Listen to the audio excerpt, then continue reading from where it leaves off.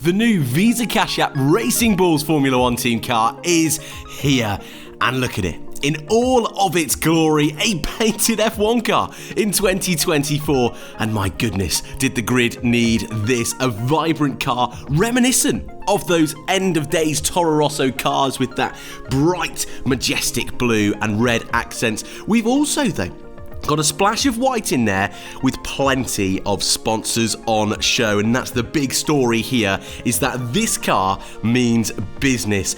AlphaTauri, though they had glory days in those COVID seasons, actually of late they've slithered back to the rear end of the field, but this car looks like it's got real aspirations to ditch that sister team logo, that B team logo, and to move into a front-running team. That's a big statement. I'm absolutely aware of that. And for a team like Visa Cash App, we need to get used to that. We need to think of a new way of saying that. For a team like them to push forward into that front-running group to match their partner team in Red Bull Racing is going to take an awful lot. But I think this is one step forward, looking at the amount of brands on this car. Of course, we've got Visa Cash App, which in themselves is a huge deal. They are sticking with all in another season with them, the Polish oil company. We've got Hugo Boss on the car, and even Tudor watches, all which seem quite redundant at this moment in time. But for a team like AlphaTauri that last year primarily just had the AlphaTauri branding, this is a big change for the Red Bull firm, and the livery itself looks gorgeous. There's a few things I would change, and I don't think it's a perfect livery. I'm not sure it's quite on the level of those old Toro Rosso branded cars, but for a first team launch, a rebrand, I think they've done a pretty good job. Do I think it's the best so far of 2024? I wouldn't go that far.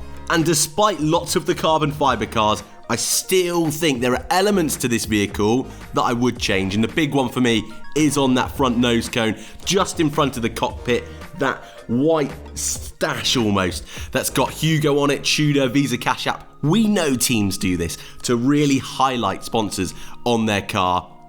For me, it's a bit out of place, and actually, if it was fully blue, like those old Toro Rosso cars, or even if it matched in with the halo, if you look on the halo, it's got Allum primarily at the front, which we know their colour is red, so we've got to have a splash of red on that car.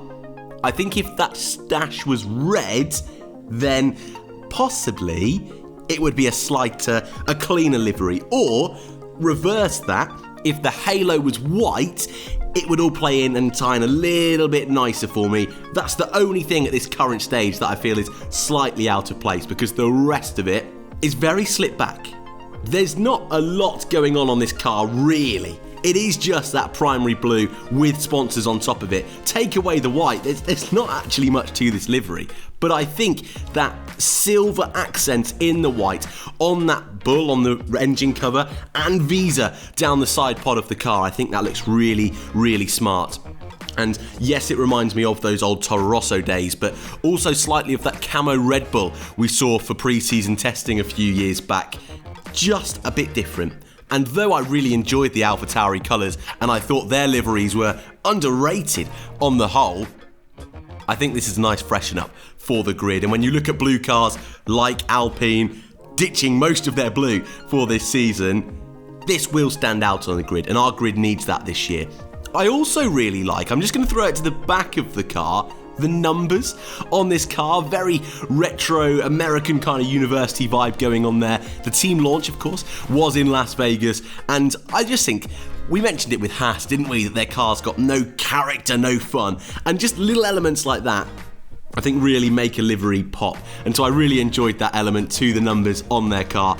And if we look at the driver's suits, they look really smart as well. I think Daniel Ricciardo has got a big year coming up to see if he can fight his way back to a Red Bull seat or even a Mercedes seat that is indeed available.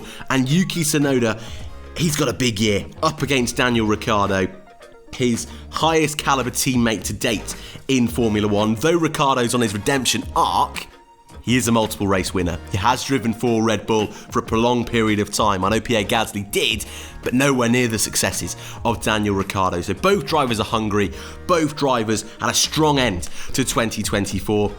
And I think this car Though performance-wise, I don't expect it to be near the front, is certainly going to stand out on the grid and hopefully cause some stories and big dramas in 2024. It's a good livery. Not the best I've seen this year, but pretty high up. Let me know your thoughts in the comment section down below. It's an early video this morning, so I hope you all have a wonderful day, and I'll see you all in the next one.